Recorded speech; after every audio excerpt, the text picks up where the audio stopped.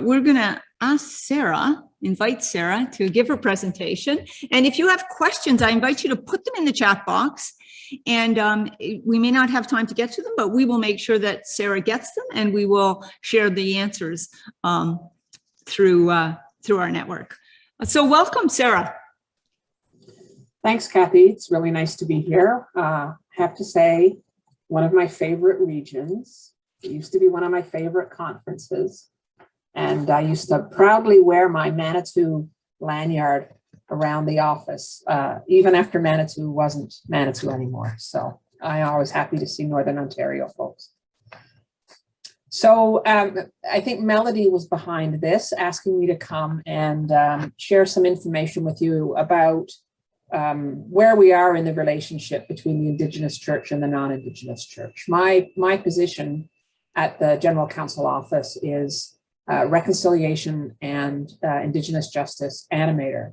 I'm one of two people in that position, and the work that we do is very much between those two parts of the church.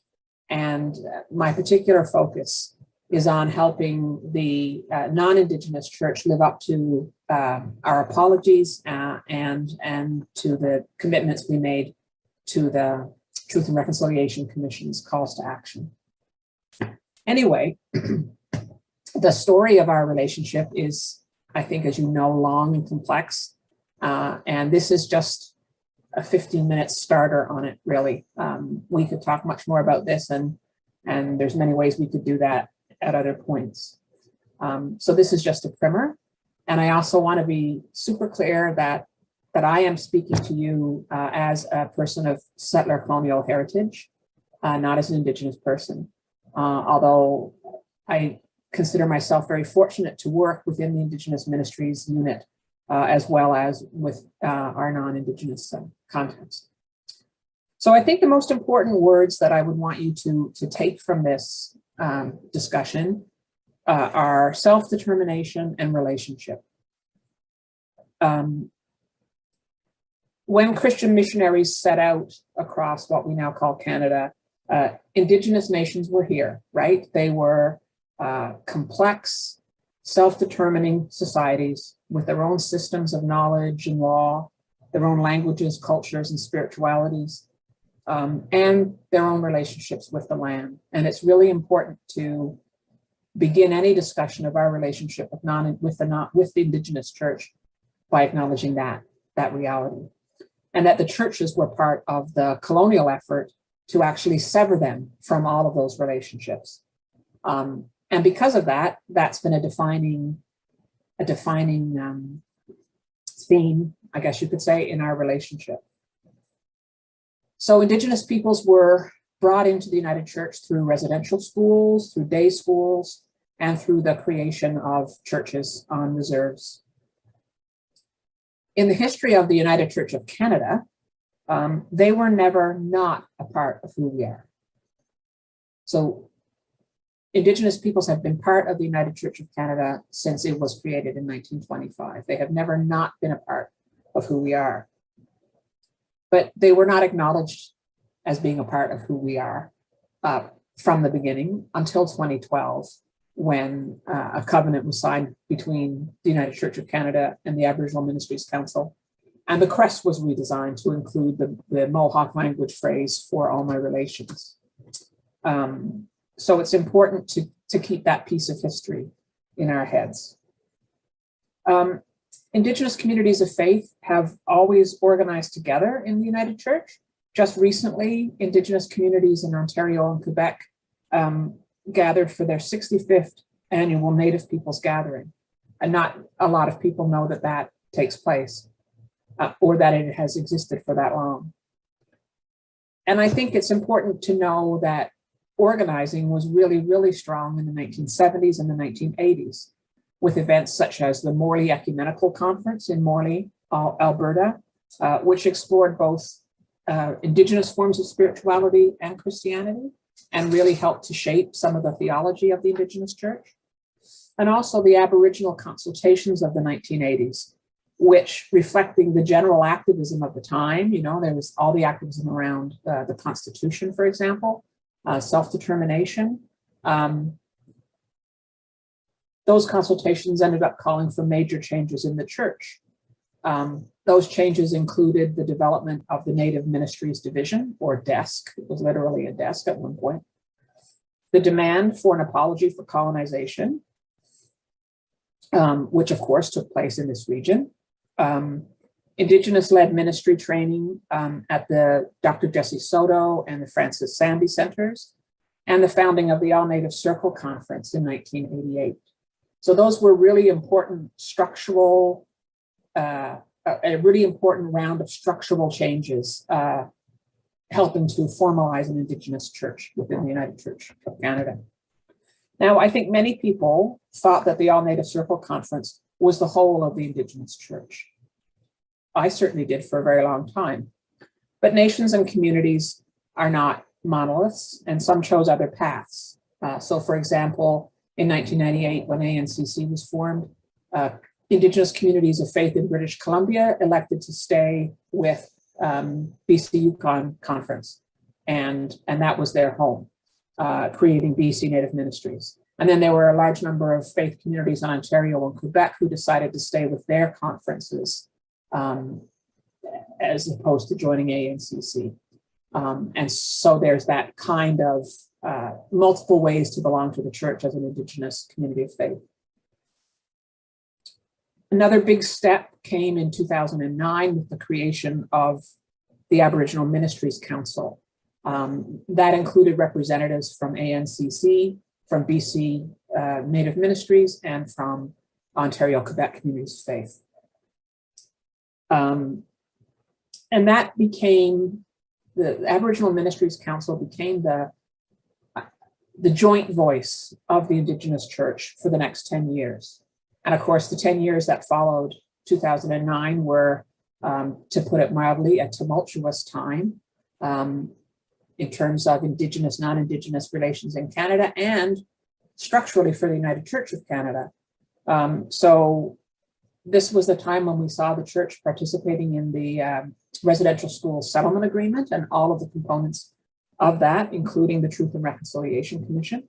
This was the time we saw all of the consultations going into the restructuring of the church into the current model. And this was the time where we saw the Indigenous church saying, wait a minute, yes, we're changing the structure of the church, but we have to have our own conversation about what the Indigenous church looks like. So then there was another restructuring process put in place for the Indigenous church. And that was guided by a group called the Caretakers of our Indigenous Circle, and a document they produced called the Calls to the Church. And this is a really important document. It's available on the website, and if you haven't looked at it, I suggest that you do, and maybe even bring it to your own communities of faith if they haven't discussed it, because it's a way to get to understand where we're going in this relationship. So this document is rooted in Indigenous knowledge and law, treaty and nation-to-nation relationship, and the UN Declaration on the Rights of Indigenous Peoples. These are all fundamental components of the calls to the church. The creation of the document was a lengthy process of consultation and reflection on history, on the present, on what the future should look like. And then it underwent a process of community conversation throughout the Indigenous church. This took a couple of years, and it was adopted as a framework for the Indigenous church in 2019 at the National Indigenous Spiritual Gathering. So that was just over 2 years ago. So I'm going to update you on the calls to the church and sort of where we are with them. And then you'll begin to see how the Indigenous church is framing itself, because it's still a process. So there were 9 calls to the church, 9 specific items that were called for in the document. And one was that there should be an Indigenous office within the Office of Vocation, and that is in place. In fact, Will staffed a part of that position for I think maybe a year or so, that there was to be Indigenous accompaniment and oversight of Indigenous ministry formation. Again, that is in place through a board of Indigenous vocation board. That there would be Indigenous oversight of ministry placements in Indigenous communities of faith. Again, these are processes that are in faith. These are processes that are in place, and the minister of Indigenous vocation, Tim Hackborn, works really, really closely with the regional ministers, the regional OV ministers, and the OV office as a whole, to create bridges of understanding on how this oversight takes place. And I think that is, I can't really speak to that work directly, but I know it's an ongoing process of education and familiarization with different kinds of processes. So I'll talk a little bit about that in a bit. It called for an Indigenous testamer, something you would have to demonstrate to show that you were capable for ministry, not just in general, but for ministry in Indigenous contexts. And that is being overseen by the Sandy Soto Center. Now we get to governance. It called for a national Indigenous organization. And that has been created as the National Indigenous Council. The current council was elected at the last National Indigenous Spiritual Gathering. Another one will be elected in 2022 at the next gathering. So I would say to you that the National Indigenous Council is still trying to find its place, figure out how it's working. It right now has the powers and responsibilities of a region, but of course it also has national responsibility. It's a national organization. It's a national governance structure. So that is still being processed through. But anything that deals with the Indigenous Church, policy-wise, advocacy-wise, anything, there has to be that contact with the National Indigenous Council or its deputies, whoever it deputizes. There's also an Elders Council, the National Elders Council, which can serve the entire church. I mean, there are elders, for example, are always present at GCE or executive or sub-executive meetings, for example. They're always present in major consultations. So they don't just serve the Indigenous Church, they serve the whole church. The calls to the church also talked about belonging. Remember I mentioned how some communities of faith stayed with geographic conferences in 1988 after ANCC was formed. Well, the calls to the church said, and again, this relates to self-determination, communities of faith will decide where they belong. Will they belong with the regions? They might choose to do that. Will they belong with the National Indigenous Council? They may choose to do that. Will they belong with both? They might choose to do that. And that, again, that is something that different communities are working at in their own ways. BC immediately decided it was going to stay with Pacific Mountain. And now there is Pacific Mountain Native Ministries.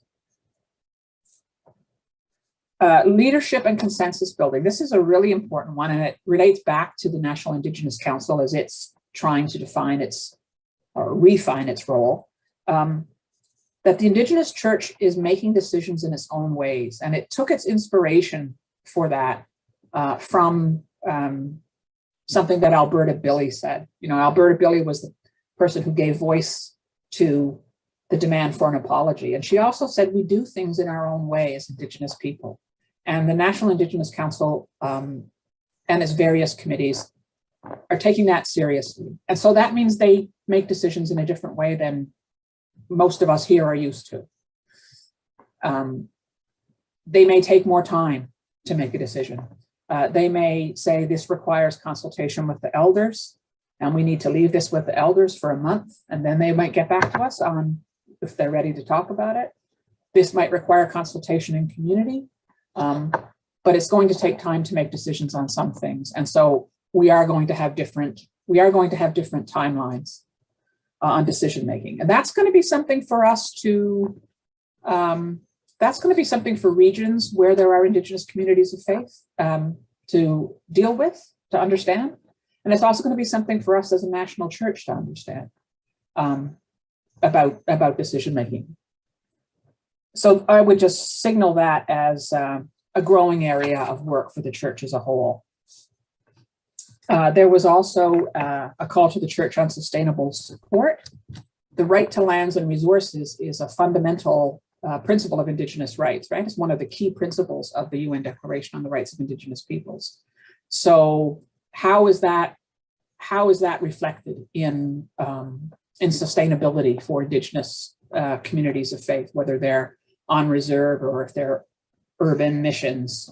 What does that look like? And I believe all of the regions now have responded to this call with positions on proceeds from surplus property sales. So that is one piece. That's sort of one piece in the conversation about revenue sharing and reparative justice. But the fact is, all churches are built on Indigenous land, right? So what's our responsibility back? I'm actually going to be talking a little bit about that in the workshop this afternoon when I come back. There does need to be a conversation in the church and with the Indigenous church around reparative justice and sustainability. And then the final call to the church was around sexual orientation and diversity. And it was kind of a confession that the Indigenous church has not always been able to recognize in a good way sexual and gender diversity. And that is an impact of colonization. And so the council is working, I think, more proactively around these issues now than it has before. So that's where we are. It's a long story, even though I've really condensed it for you. And it's undeniably a story of both colonization and of resistance. It's not just, we did not just come in and colonize. We were resisted. We were asked to change many, many times over a period of time. It's on a different footing now, I think, than it has been before. There are new self-determining structures that are going to continue to challenge our understanding of relationship, whether they actively challenge them or whether we are simply challenged by these new realities. I think we're at a place where we have the opportunity to envision a church that's truly rooted in reconciliation rather than colonization. But we have work to do as non-Indigenous folks to make that happen. Earlier, I spoke about the 1986 apology. For me, the most powerful words in that apology were, or are, we are not what we are meant by God to be. In our relationship, we are not what we are meant by God to be. And so my question to you to consider as you move forward is, what are we meant by God to be in this relationship? And how might we do that? Thank you. Thank you, Sarah. I see that Susan Marrier has said it would be helpful to have a copy of this presentation, and I will certainly get that to Sue. Perfect. Thank you, Sarah. We give thanks for your sharing of that, of our long story and the relationship that exists between the United Church, the Indigenous Church, and Indigenous peoples. May we continue to be committed to healing and reconciliation. And Catherine, I don't know what Catherine's last name, has raised her hand. It's Catherine Somerville calling from Sudbury. I just have a question about Healing Fund. Is that still a vehicle that congregations can use to support the work? So the Healing Fund still exists. It's very healthy. It is directed at Indigenous communities as opposed to United Church congregations. They could be United Church congregations, or they could be community groups. We fund very, very broadly. And those funds are available for, well, for healing work related to residential schools, but going beyond that. A lot of work around language reclamation, cultural practice, honoring treaties, those types of things. But that is for Indigenous communities of faith and Indigenous communities. There is a fund called the Justice and Reconciliation Fund, which is available to United Church of Canada congregations and other bodies if they want to do work on reconciliation. And the deadline for applications for that is passed for now. Excuse me. But there will be another deadline in March 15th. So if you or anyone has a project on this relationship work, you can apply to that fund, and there's information on the website. Okay, thank you so much, Sarah, for that sharing. And work is never done. We, as a settler people, need to be so aware of our learning and our unlearning that needs to happen. And may we continue to be committed to healing and reconciliation.